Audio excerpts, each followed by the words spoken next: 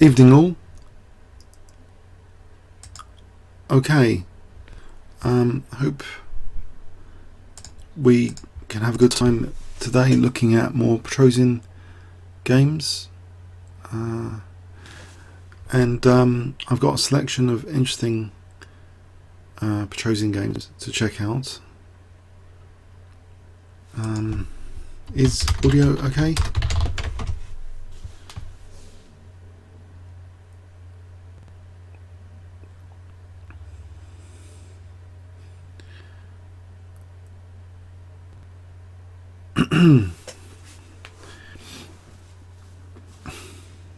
Okay.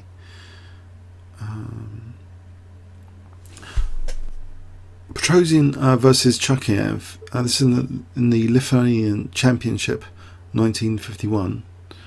Some of these games are quite short and attacking actually, so they're not too heavy today. So, and an interesting contrast maybe to some other games you might have seen in Petrosian. I think tonight we're going to see an attacking style from Petrosian in many of these game selections. Okay, so in this first game he played d4, and the opponent played knight f6, and he went in for a kind of torre. I believe this is sort of torre style attack. So white creates a pawn triangle pretty soon. With this knight bd2 move, he's indicating he might not be playing c4, but instead c3 actually, and then put the bishop here. And usually white's plan after that is often to play for e4, maybe e5. So black castled, which is a committal move. And just last night in the club match actually, we did manage to beat Barnet beat Wanstead, but one of our losses was in this type of system where one of our players was playing black, not me, and h7 was a big problem later. And believe it or not, this setup can really gang up on h7 rather crudely if black is not careful. Bishop d3, and you'll notice this bishop's higher quality than this bishop at the moment, and it can be shielded with this next idea after c5, just to play c3. So if black ever plays c4, that releases the tension in the centre. The bishop would just retreat back, and white would still be able to play e4 and e5 later. So okay, black wants to usually maintain that central tension. He plays knight c6, which seems to be a logical move. And now the decision is made to play knight e5, which maybe some of us wouldn't be that attracted to, because it does offer actually double pawns for black as a prospect to work on. However, that might not be so clear cut here in this position. Taking on e5, the knight would be forced to retreat, maybe, because if knight e4, if we have this position, then this might not be that pleasant for black. Maybe even h4 is possible. Okay, so there's other moves as well. So actually black decided here for a defensive move, knight e8. So knight e8. Right. And Petrosian just supported the e5 knight by playing bishop f4. So this looks to be a fairly simple kind of system with this pawn triangle, London system-ish in fact, but with a vengeance actually. White's going to use this kind of fortress in the centre, this pawn triangle, to gain a kind of attacking position here. After bishop d7, not castles, no, some excitement is added to the position now, because Tigran plays h4, believe it or not. Hack attack, h-pawn. He's got that pointing bishop. This looks a bit passive, this looks a bit passive. There's a sort of grip on e5. The queen is free to come in for an attack soon if needed, maybe even g4. So it does seem like a very easy attacking position to work with. I don't know what you guys think on Play Chess and on Twitch. Would you think the position's quite pleasant for white if I let you have a look for a few seconds, 10 seconds? Do you think white stands well here after h4? Would you prefer white anyway to black in this position?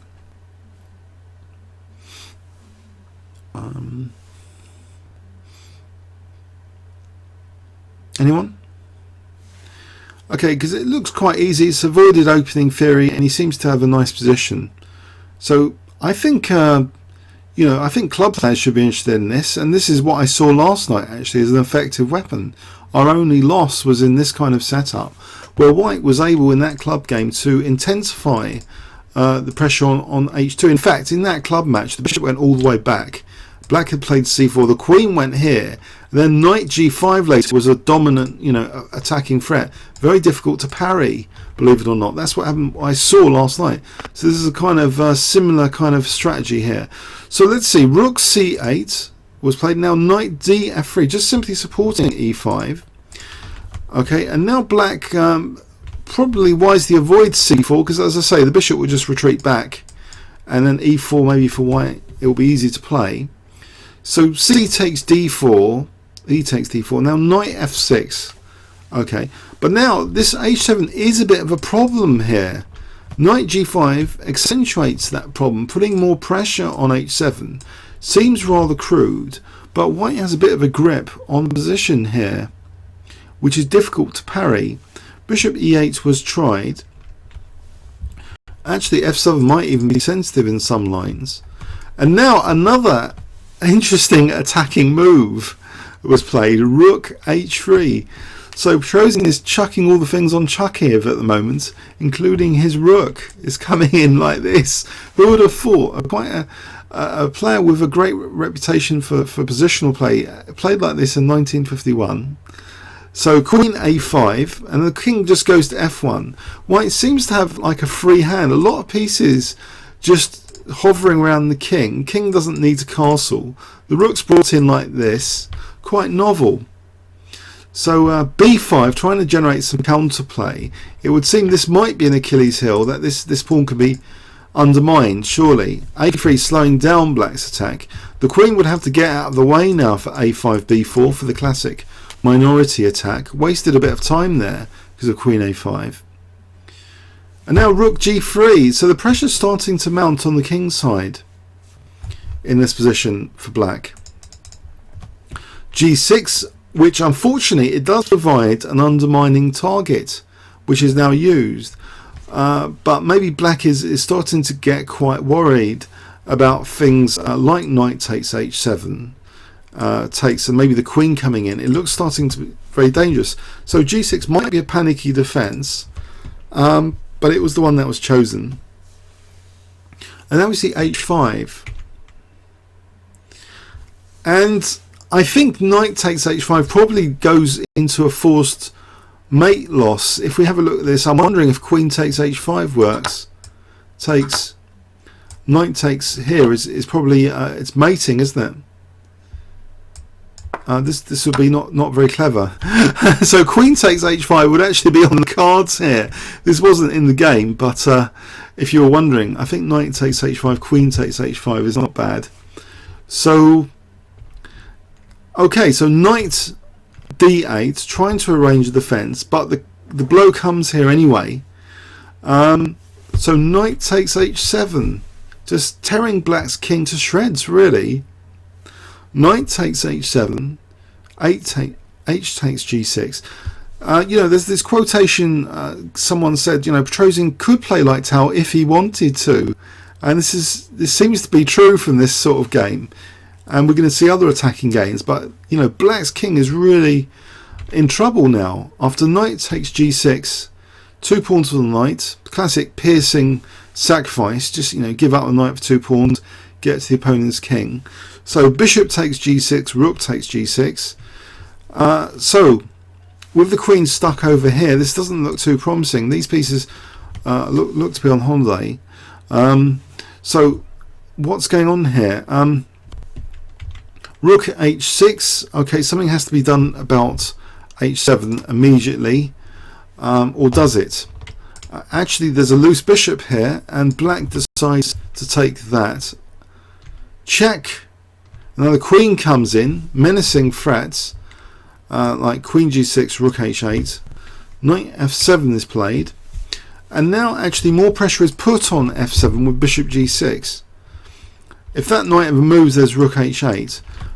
Black tried e5, which brings the queen into the action, it seems, threatens to coordinate. But here, bishop takes f7, king f8, and now a bishop sack. Sorry, well, not a bishop sack, but this check's a bit of a killer here. After king g7, black played the move and resigned. Now, I believe that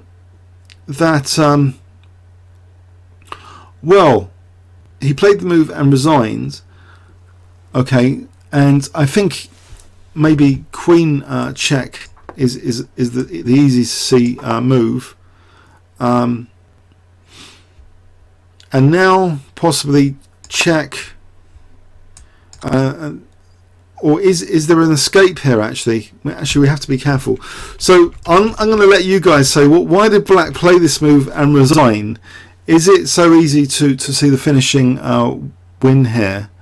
Because remember, the black queen is actually protecting h6. So let's just check this out briefly. Maybe it is totally obvious. I'm queen g6. Someone said Kirchig, but the queen's protecting d6. So any other suggestions here? If I give you oh, sorry. Yes, I think yes. That's a good point. Sorry, in the line I've just shown you. Queen g6 there, yes, good point. That's the end of that discussion. sorry. Queen h7, that's why, yeah. So check, forces king f6, and now queen g6 is mate, supported by that bishop on f7. So 10 points for you on ChessBase Kirchlich. So good rating there, 1843, very nice, well done. So let's have a quick look at that game again. So it was an attacking setup. And it seems, this is probably ideal for a lot of us club players without much time to learn opening theory. And I'm pretty sure this does work, as I've seen it last night work very well, to get an attack on the black king. If black castles too quickly, it seems white can build up a menacing, attacking position.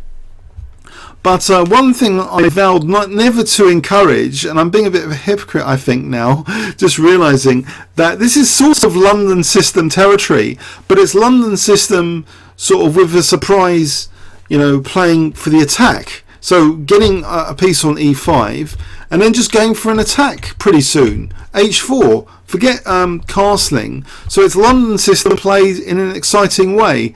So I really don't want anyone playing the London system, but it seems to be easy to play from the evidence of this game.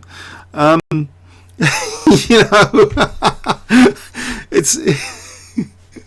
I don't know what to say. It seems, and unfortunately, my poor clubmate David Hotham, when we went away to Hartford, he had to play against someone playing the London system. So I don't know what it is, but this London system.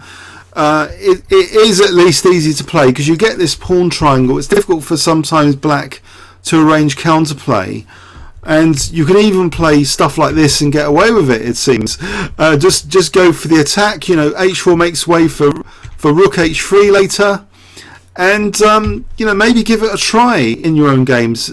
Manually, sort of just put your king to safety.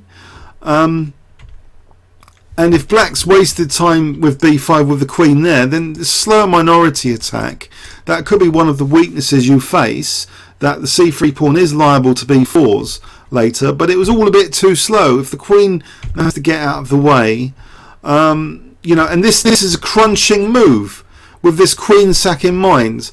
So I was glad I think I was able to see one tactic in this game. Queen takes h5, and this would be mating. I hope you'll all agree that this is mating. So that's why h5 was afforded here. And so black was in real trouble. His king just got demolished. So an attractive game, I think. Quite a crushing game. And it was made as though it was quite easy to play. So I hope you all enjoyed that one. So queen g6 here, if this was a variation. So let's go on to another attacking game, I think. Let's go on to another. So this is 1952 now, this game, against Ludek Pachman. And I've got one of Ludek's middle game books, quite good book on the middle game. It's quite an interesting book writer, very nice examples. Petrosian playing white plays d4. Okay, so knight f6, c4, and now e6. And now, of course, knight c3 invites Nimzo Indian territory, but that's avoided with knight f3. So more of a mainline system here. d5. Now white took on d5. Knight c3. Bishop b4. And now counterpin bishop g5. h6 to try and kick that bishop. And actually Petrosian willingly offers the bishop now with bishop takes f6.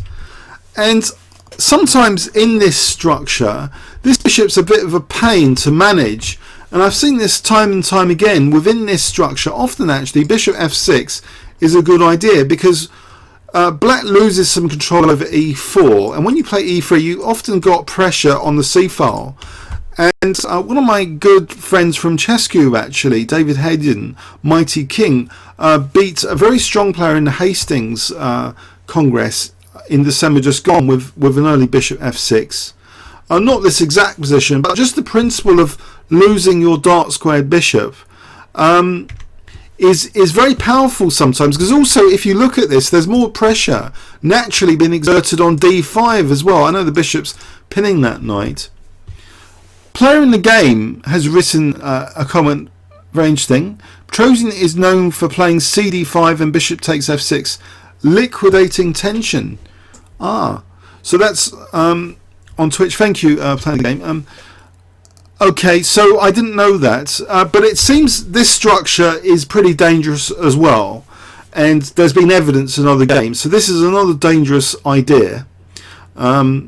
That it's very simple chess, seems non-theoretical, but just very, very solid. Castles bishop e2, not even bothering to put the bishop on a seemingly attacking diagonal, just bishop e2, maybe, you know, bishop g4 might be annoying, pinning the knight later. So bishop e2, okay, maybe demotivating black to play bishop g4, because there would always be knight e5 after. There's a bit of a grip on e5 again. So c6. After castles, in fact, black did decide to bother with bishop g4, and now we did get the response knight e5. Okay. So black gets rid of the light square bishops. Strategically, so what has occurred here? Will these two knights be better than the bishop and knight here? White seems to have a good grip on e5 and possibly c5 when the rook comes here. You know, maybe c5 is going to be an issue. So this seems to be a simple structure with white having no problem pieces. Once he's got rid of that bishop, he can put pressure on two central key squares in this position. So queen e7 was played here. If black wants to evict this knight, maybe that's on the cards, but at the moment, you know, knight g6, it's not going to be that easy to evict this knight. And furthermore, the knight can be supported with f4, bringing the rook in. So white may want to do that. Sort of Pillsbury bind. Pillsbury was known for the bind with pawns on d4 and f4. Actually won an old Hastings with the Pillsbury binds, remarkably shocking the entire chess world. So rook ad1, supporting the centre and discouraging black ever from playing c5. There'll be pressure on d5. So rook e8, and now queen g4. So what's remarkable here is, again, we get some free-flowing attacking moves with the basis of which was a good grip on e5, like in the previous game. So once you have a good grip in the centre, that can be a solid basis for going for it on the king side. Bishop d6 was played here. And now actually, not f4, which you might think supporting the knight, but actually e4. Putting pressure on that d5 pawn. So d takes e4, and now offering, it seems, a pawn sack knight takes e4, and you might wonder, I think this must fail tactically, because black in this position played f6, but what if bishop takes e5? I guess this must fail tactically. So I wonder if any bright sparks out there can see what tactic it is for black to be a disaster. How is this position a disaster? I can see one move myself. Any of you guys got an idea here? If I give you 10 seconds, starting from now.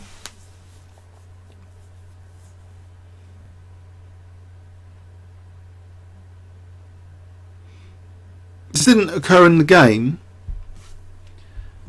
The rook's on d1. Oh, rook e1. Knight d6. I was looking at knight d6 myself. I thought knight d6 looks pretty dangerous because b7. Yeah, if here, then queen c8 check. Whoa, that'd be crushing, wouldn't it? Queen c8. So otherwise b7 is going to drop, or just dominate. Well, actually here, rook here now. Yeah. So probably knight d6 is good enough. Yeah. So that wasn't taken, that pawn sack. Instead, black tried f6. And traditionally, of course, when we think of f6, we think of all the games black has lost along the diagonal. As soon as someone plays f6 or f3, immediately, you know, some of you might have these thoughts, well, that's going to lose to some tactic on the diagonal from experience. So anyway, in this position, actually, white hasn't got a light square bishop, so the diagonal isn't the main issue. White plays a tactical move anyway, f4, believe it or not. f4. Wow. So he's offering an entire knight, because actually the knight and rook are coordinating now on f6. Say black had taken, he didn't, but say he took here, then f takes. If the bishop moves anywhere, then at least we have knight f6 check. So this could get pretty nasty for black, this position. And black, he wasn't keen on that position particularly. So he kept defensive and not committing to that. He just retreated the bishop back, awaiting maybe a better opportunity to take that knight on e5. The other knight, though, went to g3 here now, introducing the idea of knight f5. Hitting the queen and also g7 and also knight h6s. So now the knight was taken. Knight f5. Queen supports h6. D takes e5. Not bothering about this rook. He's got the d file as well. And black here might be in big trouble actually. He can't play queen e6 because queen takes g7 is good. And he can't play queen f7 because knight takes h6 is good. So what he did do is just counterattack against the white queen by playing h5, and Petrosian just snapped up another pawn. So and he's also attacking the rook, of course. Okay, so the queen and rook are attacked. So in this position, he's got now he's got 6 pawns against black's 4, so 2 pawns for the knight, but an enduring attack it seems. So queen f7 was played. Now queen g4, reintroducing the threat of knight h6 check. Okay, so black parries this threat with rook e6, covering that h6 square. And now more attack is brought into the position with rook f3. So where is the rook going, here or here? Or even, is it going to double? No, I doubt it. But so rook g6 was played, which might be a little bit of a blunder now, because tactically white can regain back some material now by force, a forcing move. He plays queen takes g6, so he's just won the exchange of this forcing move. Okay, so materially he's not as far down now, and he's got this phalanx of pawns now, this pawn mass. He's got 3 passed pawns over here potentially. He starts moving them. G4. So knight A6. Now rook, knight A6. Unfortunately, D7 is the weakness of that last move, which is pounced on. So rook D7. So this is very, very dangerous. This pawn mass combined with the rooks and the horrible rook on the 7th. So rook D8, trying to sort of reduce the pressure, but now check. Winning another pawn, protecting G4. Now E6, the pawns just march on. They look pretty devastating here. This knight doesn't seem that quick to get back in the game. Check. Check. Rook D5. The pawns just march on. If E7 immediately, then maybe check would be annoying. But F6. Just with the idea of marching forward with F7. If there's no time for this check to win a pawn, but he plays it anyway. So if takes, we've just got F7. This pawn looks like absolutely decisive. Knight C5. And in fact, White makes it very clear cut with his next move, Rook F5. So he's threatening Rook H5 mating. And if takes, then this is hopeless. Supporting that pawn with F7, a menacing threat, it's all over. So that was a pretty sparkling kind of attacking game. And it seems there is a lot to be said for this early bishop takes F6. It seems to be a very nice idea. So let's look at that briefly again in overview and summary. So it seemingly quite a stodgy position, but bishop G5, the early capture on F6, and we have here a position which is difficult for black. White gathers a strong, strong central position first, and then seems to have his own free hand for the attack. So again, he's solidifying his central control indirectly, and later, this is going to be useful for E4s. He gets this kind of attacking queen, which is useful for these kind of tactics later when E4 is going to be used, like here, E4.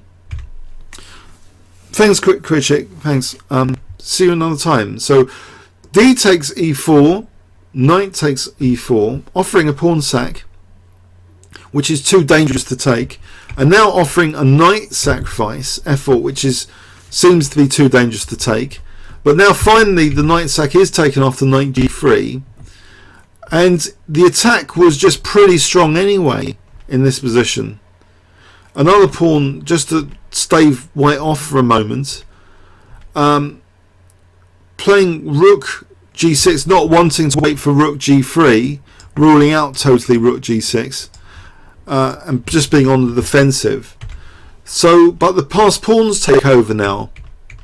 The passed pawns are quite a dangerous force here, combined with a rook on the 7th. A very dangerous force. Looks absolutely winning, really. So rook F5, the final sort of elegant move. So I thought that was a nice game, 1952, against Ludek and Pachman. So let's go on to another game.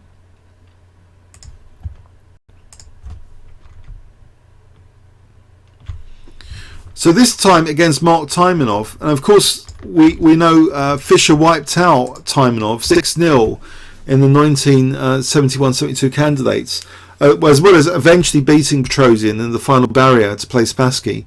But they're both really, really talented. So this is Moscow 1955. So D4, knight F6. Taimanov always had his piano to fall back on anyway if chess didn't work out. So maybe he wasn't that bothered. So C4, E6. Okay, knight F3, another solid knight F3, a real pain. So D5, knight C3, and now black returns solidity argument with C6. None of this bishop B4 in this game. Leave the bishop, preserve the bishop. It might be useful, for E5 later if black ever wants to play E5. That's often a useful bishop to keep around the centre. So e3, hemming in this bishop this time. Switch of plan is not going to be used for bishop g5 takes f6. Completely different plan here. Knight bd7, the bishop d3, as though a quick e4 was going to be used in this game. Bishop b4. Now the bishop springs to b4. Okay, castles, castles, queen c2. Okay, and I don't know why black didn't just put the bishop immediately on d6. The bishop now goes to d6 here. Is there any opening guru who can explain this? Was this a loss of tempo? Did the bishop have to go to b4 first? Anyone? It seems to be a loss of time by Taimanov. So b3, simply preparing maybe just to put the bishop on here and then maybe play e4 later. Now black releases the tension. This is a kind of standard pawn capture you see as a prelude often for black playing e5. Black takes on c4 and now plays e5. A standard freeing manoeuvre. But black is in no position at the moment to threaten e4. He hasn't got a rook there or anything. So bishop b2. Now rook e8, as though there's a threat, potentially one day of e4. But still, it's not a problem in this position. And in fact here we get a seemingly attacking move here by white. He keeps the rooks. No rook use here. No rook use is needed.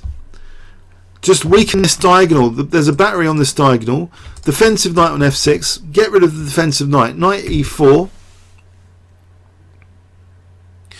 Because that also is threatening very dangerous takes and take on e5 now, because the bishop's supporting e5 pressure. So that's the immediate threat. So black tried to keep solid here with queen e7 soon. Sorry, pardon me, not queen e7. That would be a disaster. In this position, black took on e4. Bishop takes e4. That's the way to try and hold things up and just get the pawn to just get out of the way of the blast. h6. But white seems to have a nice position. Rook ad1, and the rook seems better. The rooks seem a bit better than these two guys. This bishop's a problem piece to develop. How many moves is it going to take to do something with that? Black took on d4 now.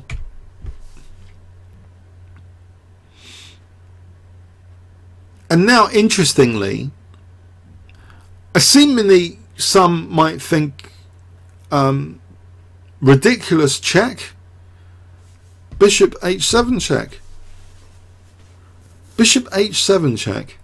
White's better in the centre. The king goes to h8, and that looks as though there might be some tactical weaknesses set up here. Rook takes d4. So at the moment black's got severe difficulty on the d file. He's got no time to try and swallow this bishop whole. He has to get his own bishop out of the way. Now rook f4, putting immediate pressure on f7. It looks to be highly unpleasant, this position actually, with this rook on f4. So queen e7 defending f7 with Her Majesty. Now the bishop is actually still useful from h7 and is made use of to support rook e4 now. Queen moves. And now a reverberating rook goes to h4, threatening rook takes h6 now. Okay, because of that pin. So forcing a weakness. I don't know what else black can do here, but his pieces look a bit slow. If knight f6, there's bishop takes f6, and then rook takes h6. So what does black do here? It's very difficult to suggest anything other than a weakening move to stave off the pressure. He plays f6, horrible, ugly move. So bishop g6, nice, getting onto the light squares. Rook e7. Now rook h5. So tying down the knight to support c5, putting more pressure on e5. Bishop d6. And now the other rook comes in. This is sadistic how these rooks running riot, and these guys are just, they haven't got out of base yet. It's really horrible, it seems, this game so far. So black tries to simplify perhaps with bishop e5. And now, unfortunately, and I saw this in one of my other club match games last night, the use of this diagonal comes as being very significant now. Bishop a3. Now, in the club match last night, you know, this was dangerous, but here it's forcing a weakening pawn move, c5.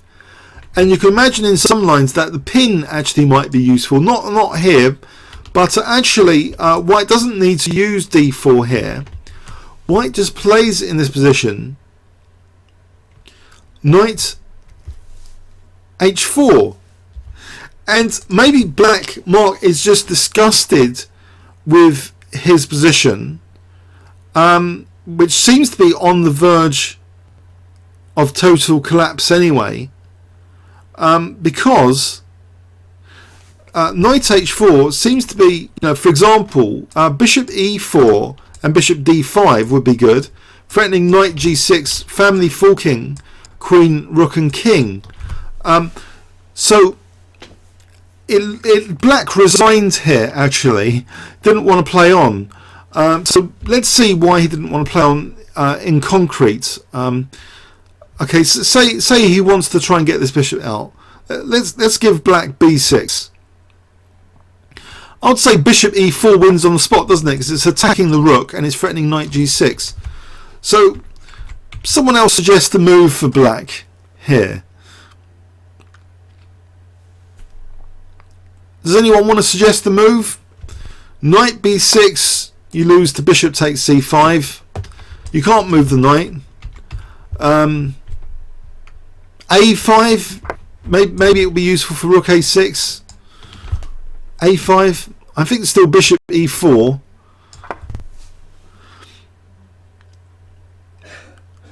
And, you know, at the minimum, you're going to lose the exchange. So you get out of the way of the check. You know, knight g6, it's horrible. You know, if queen f7, you can actually play bishop d5 anyway, if you want to win the queen.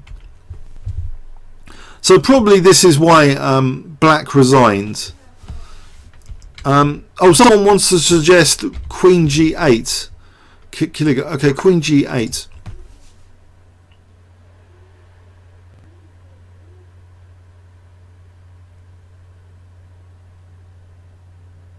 Interesting. Good try, maybe. Actually, I'm not sure. Actually, bishop e4 might still be strong because of knight g6, and we're going to walk into a discovered check.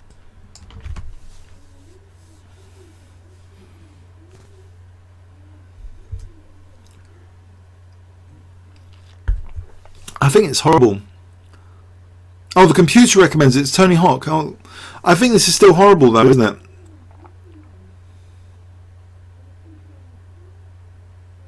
So anyway, so let's go in overview and summary. It seems black just lost one tempo, but it turned out to a total disaster. Let's go back, have a look at this opening. So e3, a modest start to the game, getting good control over the centre really. Black lost the tempo, it seems, with bishop b4 to d6 for some reason. So this seems to be a very, very pleasant position for white. He got rid of a key defensive piece with this knight e4, not moving his rooks, just getting rid of a key defender. He started softening, you know, the light squares. They're starting to be a bit softer. And now this rook is really dangerous. Check made way for this kind of reverberating, you know, rook. Okay. So one moment, actually. Sorry, one moment.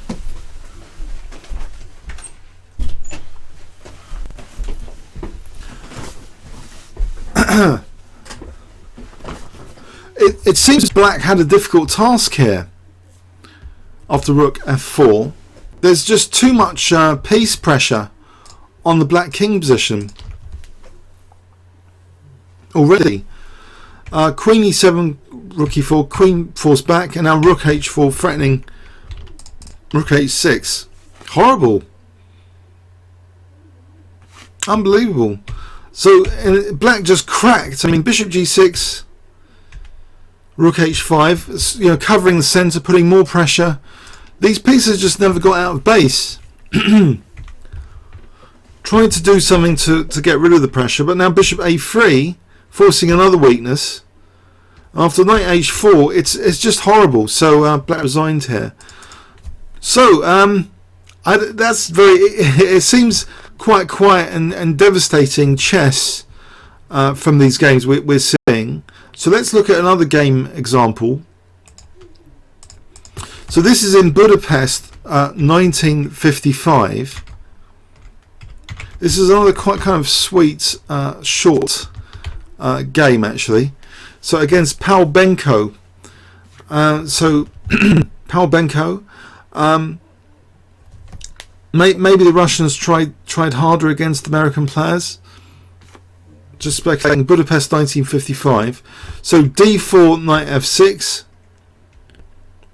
Okay.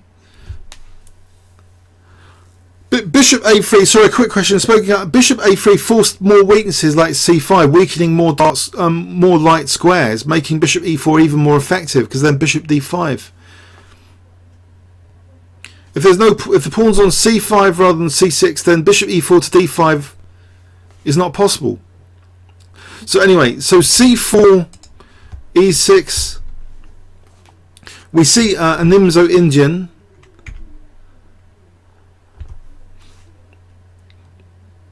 Okay.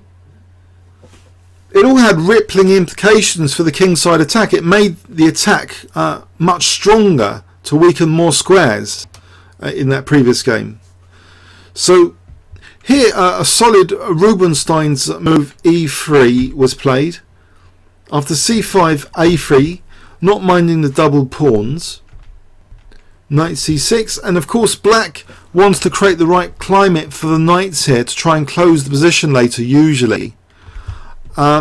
So bishop d3, b6, trying to encourage the position to keep closed, and maybe target c4 is a common idea.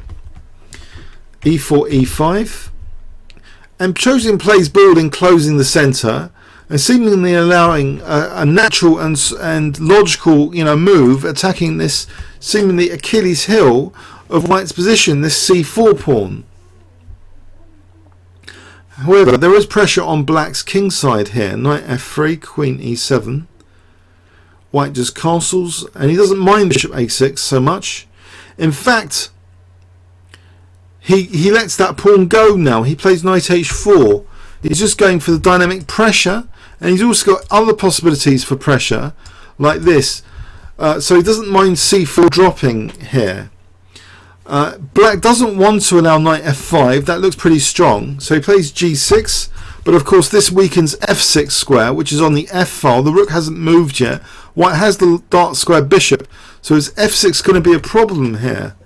f4, still offering a pawn sack. Black castled. Now the knight returns back to put pressure on e5. d6, trying to keep it blocked. Tigran takes. Okay, is there a blockade square on d6? Maybe this knight, if it doesn't want to munch on c4, can blockade. Or is there a blockade square? Or is f6 a problem? In fact, bishop g5 is played here.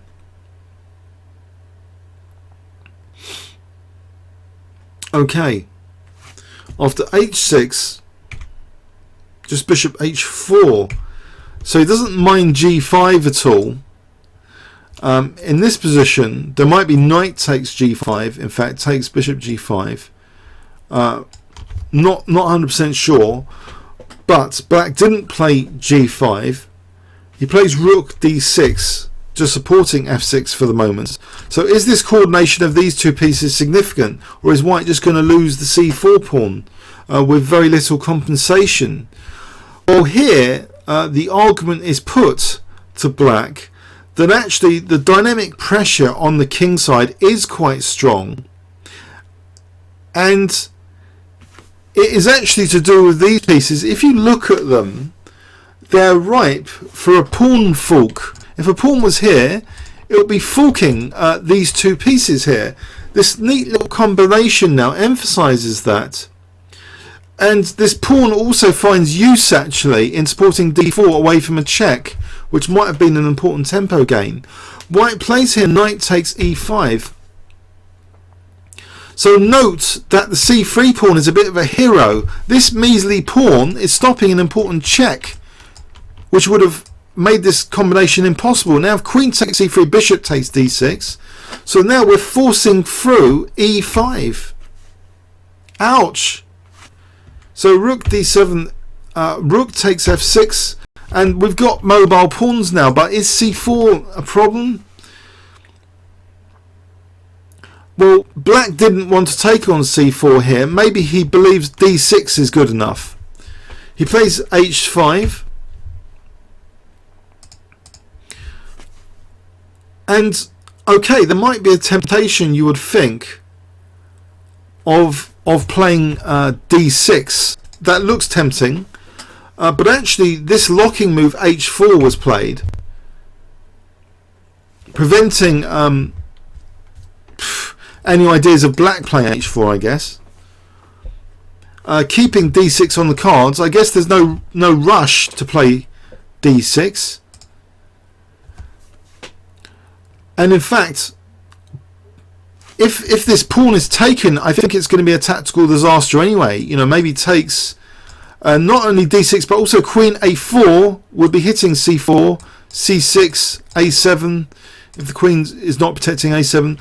So c4 isn't the most attractive pawn to try and win here in the world. So black actually forgot his intention of c4. He just plays bishop b7.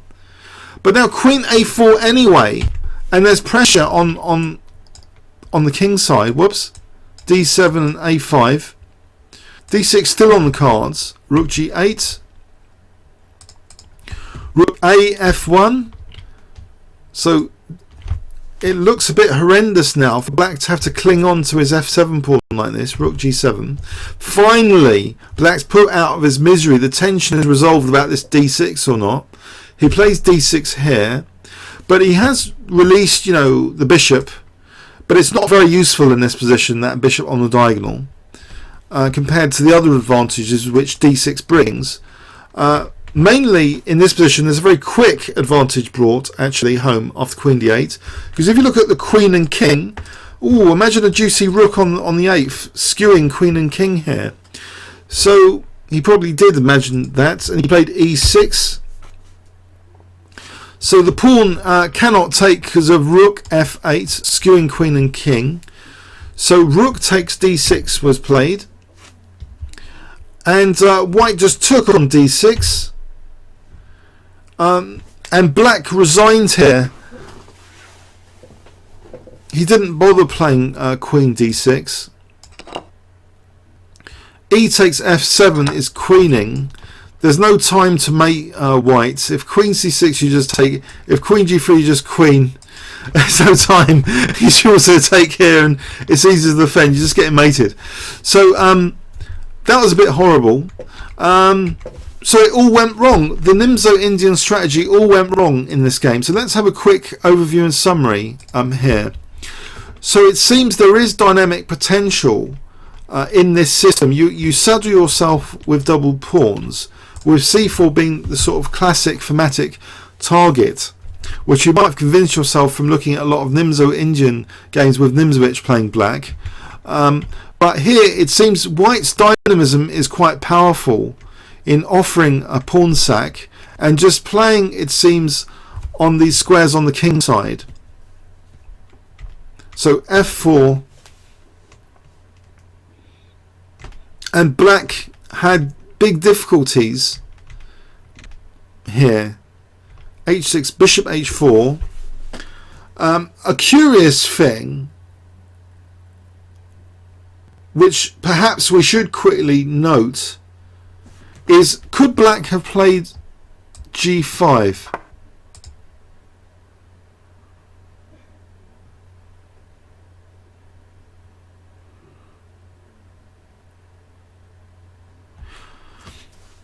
See, I wonder if knight takes, if rook d6, there's queen f3. Is this good enough?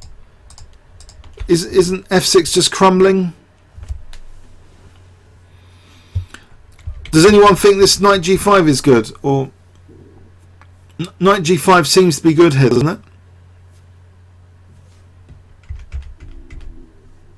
That would seem good enough, wouldn't it? There's a quieter alternative. Bishop g3. I'm wondering if black can get a fortress here with knight d7.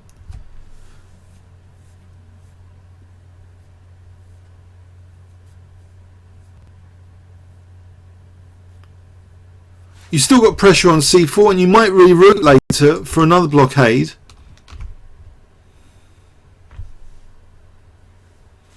Yeah, but how do you black seems solid here. You can even play f6 later. f6.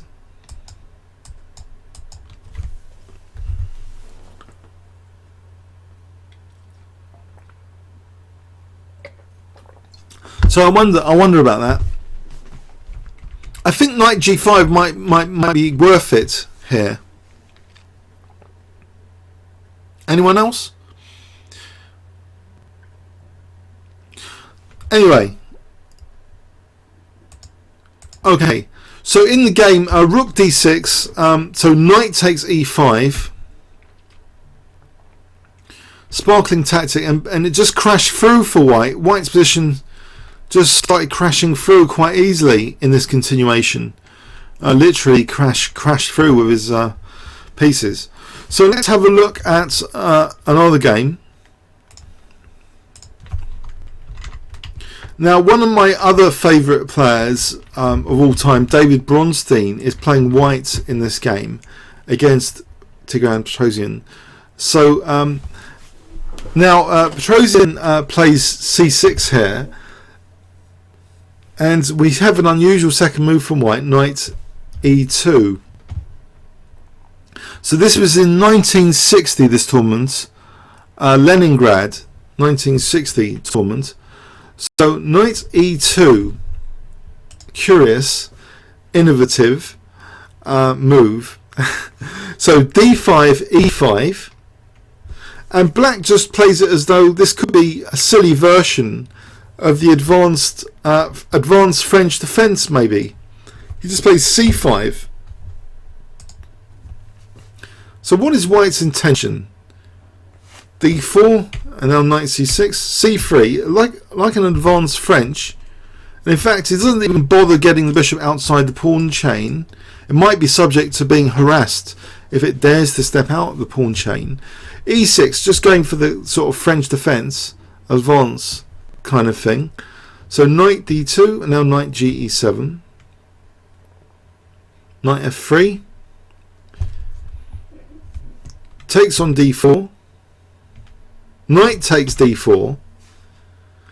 Now with this move, isn't the advantage of c takes to keep this pawn chain intact? This e5 is now subject to pressure, surely. Knight g6. Now Bronstein's intention is to play with piece pressure, it seems. Bishop d3. After queen c7 to keep hold of e5 with queen e2. And now a little bit of a surprise maybe. Black still goes immediately to undermine f6. Undermine e5 with the move f6. Undermining e5. E takes, g takes. Okay, but the king's still in the centre, and is e6 a bit vulnerable? Knight d4. The king just helps itself to defence with king f7. Getting out of the way of any knight f5s, protecting e6. f4.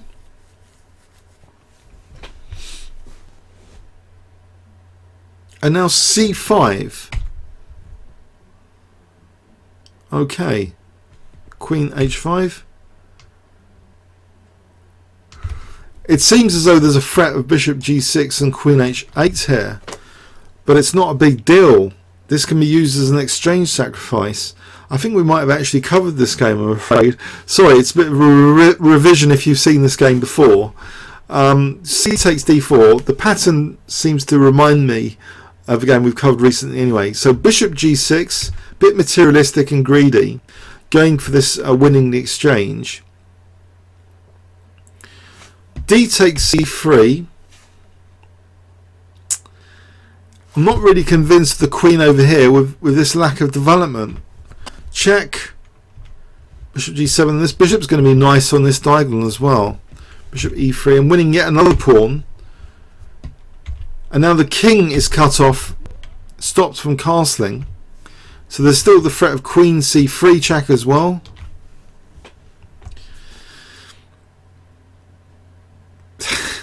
Looks terrible. I think Bronstein at this point didn't like his position, I expect. So f5, there's not really a threat carried with that, because black's always got rook g8s and stuff if he has to defend g7. It doesn't look that convincing. Oh, but if g takes, there is check, I guess. So the e pawn is used. Queen h3. It's trivially winning, I think, for black actually this position. Now queen c2, just threatening to queen. Queen f3 and taking away any tactics, just plays bishop c4, just maintaining that threat of b1. And white resigned here. What wasn't the greatest game by David Bronstein, 1960. He might have been unwell that day or something. I don't know. It doesn't look like a typical David Bronstein game. He was experimenting maybe with knight e2. So black simply just went into a French defense structure with e6, and just aimed to just play standard kind of undermining moves, not worried about his king in the center. So he plays f6 and he doesn't mind playing king f7. It's no big deal, it seems, in this position. King f7. You know, this central mass of pawns is pretty dangerous for white. So f4, trying to sort of maybe restrain that mass of pawns. c5.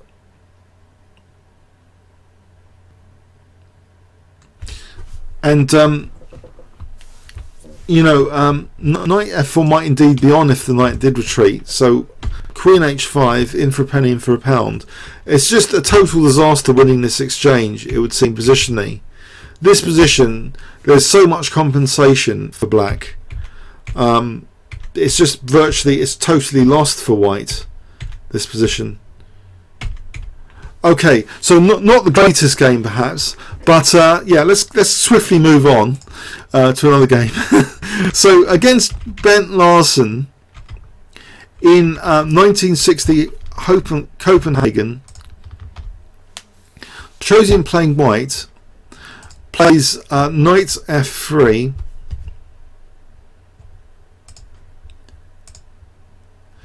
Okay, so we see d6 from the great Dane Bent Larsen.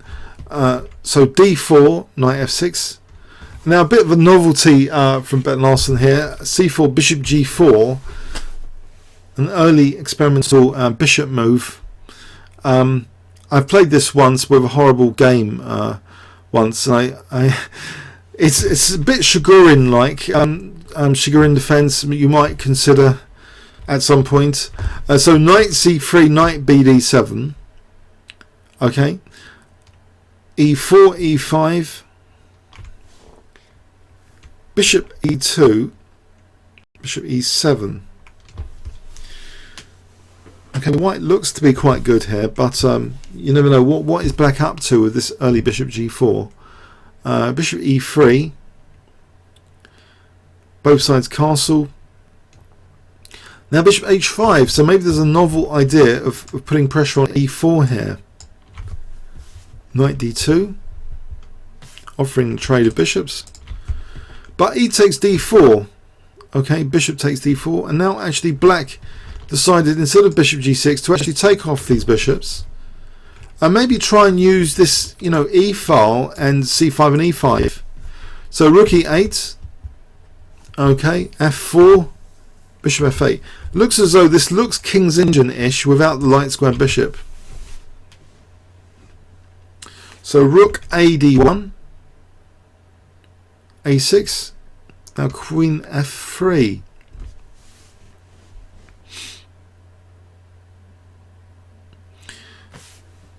Okay, c6, and now a violent move, trying to punish black violently. g4, believe it or not. g4, why not? Well, it seems to have nice central control and everything. After knight c5, in fact, white took off this knight and played e5. And he's aiming, it seems, after knight de4. He's got these two squares in mind. And actually he's got this idea of knight f6 on the cards pretty soon. Rook d3, doubles rooks, knight b6, pawn is protected, knight c8, g5, so sealing f6. He's going to play a knight sack pretty soon, it seems. Bishop e7, queen comes in for the kill, queen h5. If black ever takes, you know, there's always this third rank to make use of. He does take, and now there are threats like rook here, rook d8. But actually, in this position, knight f6 first.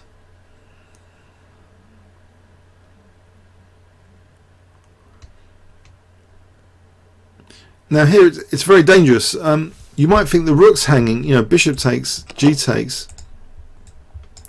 Take the rook, but you get mated. I think queen g5 is mating. You know, g6, queen h6, end of game. There's no defense to mate. So this is dangerous position. G takes was played. Now rook h3.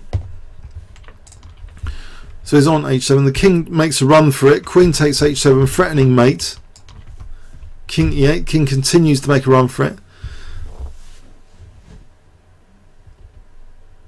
Now, interesting move here was played. g6. So I think it's undermining. Well, is this mating for black? If black had taken here, you know, maybe e6 is threatening queen f7 mate. So maybe that's pretty unpleasant. So black decided bishop f8. But now g7, the pawn is winning back material. And the attack rages on. So knight e4 now. This attack just goes on and on. Check. Plays f5. Check. Check. And here black resigned. Now if king here, I think rook e8 wins the queen. So I don't know, that seemed to be a bit of a disaster for black as well. I'm showing you numerous disasters here from different players. So this was perhaps an experiment by Bent Larsen with bishop g4. I don't know how many times he's played this system, but it didn't seem that great, black's counterplay, in retrospect. Retrospect is the strongest grandmaster there is. In retrospect you can see all sorts of things. So knight c5. So white decided just to take on c5 and just clamp down on the f6 square. And use that clamp for the b sacrifice, knight f6. Here. Not minding the rook hanging even. He's going to mate black. Black's not careful. Tristessa, I've never seen an attacking game by Petrosian so far, but this one looks nice. Yes, I think he can play like Tau. So does anyone think black could have defended here instead of bishop f8? Was there any other move here? I can't see it. But actually, you know what I said about f7? What about knight d6? That defends f7, doesn't it? But there's queen takes g6, isn't there? The pawn's also stopping here. That'd be slaughter, wouldn't it? Yeah. So I really think f6, fg was out of the question. So the attack just raged on, and okay, let's look at another game now. So 1962. This is the last game I've selected. Okay, so these are not. These are sort of, maybe, I'm sorry, these might be atypical. I mean, not that typical of Petrosian, you know, for seemingly dull chess. No, this is another side of Petrosian around these years. Obviously, he was a very good attacking player. Whoops, what have I done? Sorry, hold on a sec. Sorry about that.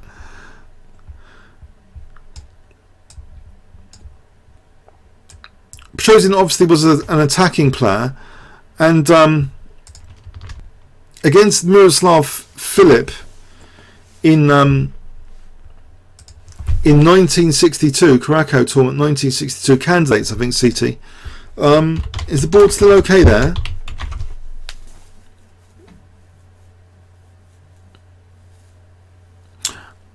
Okay, so we're going to go on to this last game. So c4, e6. Okay. After knight c3, d5. d4, bishop e7, very popular at the moment. Bishop e7 is a waiting move, not the standard, not the old standard knight f6. So bishop e7, waiting move. Knight f3, knight f6. And now bishop f4, which is, we see this in modern, a lot of modern GMs like Carlsen, you know, playing this, not, you know, developing this, maybe castling queenside. After castles e3 though. c5. I think there's a official loss in the candidates of 1971-72 in this line. It rings a bell anyway. This position. Seemingly similar, but no, we've deviated, I think, now. a3, knight c6, queen c2, so he's going to put pressure on d5 soon. Bishop e7. White doesn't castle queenside, he plays just rook d1. After queen a5, knight d2, making sure this isn't pinned, keeping control of e4. Okay, e5, bishop moves to g5, encouraging black maybe to play this ambitious d4 move. But is black's centre a bit fragile here? Knight b3 attacks the queen and also d4. There's a lot of pressure on d4 here. Queen d8. Going back into a pin, so bishop e2.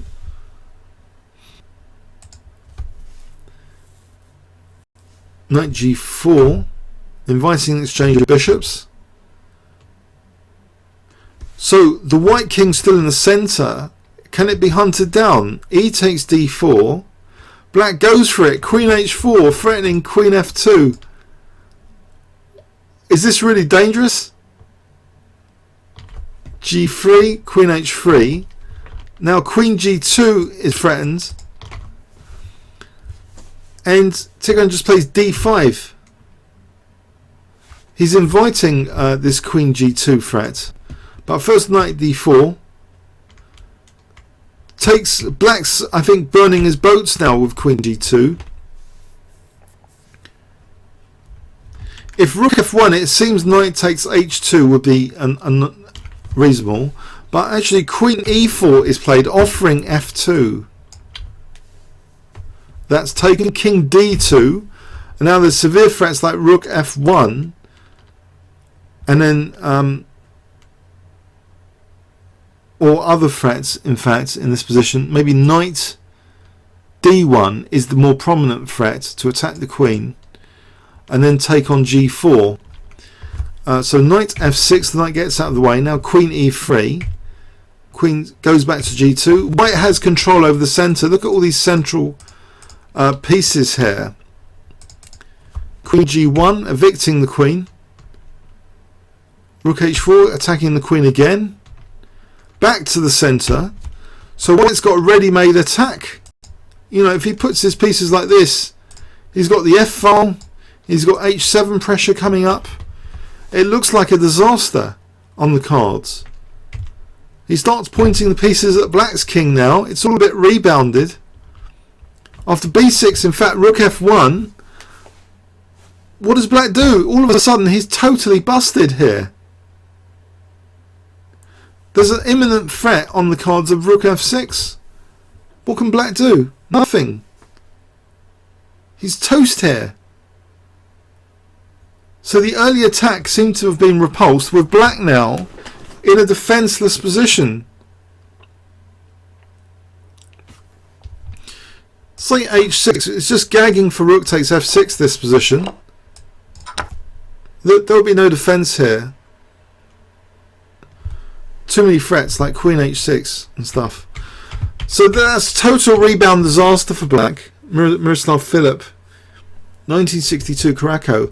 Let's have a look at that again. So Black's, you know, completely wiped out. He kind of overextended a little bit. Maybe this is a bit Petrosian-esque in that Black was encouraged to go for a kind of risky attack.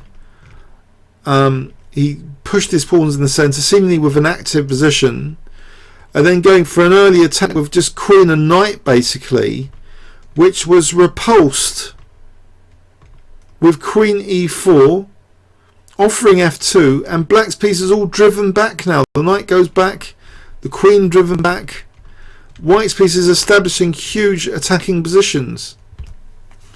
Shocking. So that's my game selection for this week, all gone. I hope there was something in there. I'll put this on YouTube later. You can look at the PGNs at leisure. Hope you enjoyed the games. There's some sort of inspiration there. So any comments or questions? Otherwise, I'll see you on YouTube. I'll be uploading this to YouTube.com Kingscrusher. Okay. Thanks very much for coming. I'll be stopping shortly now the broadcast. Okay. Thanks very much.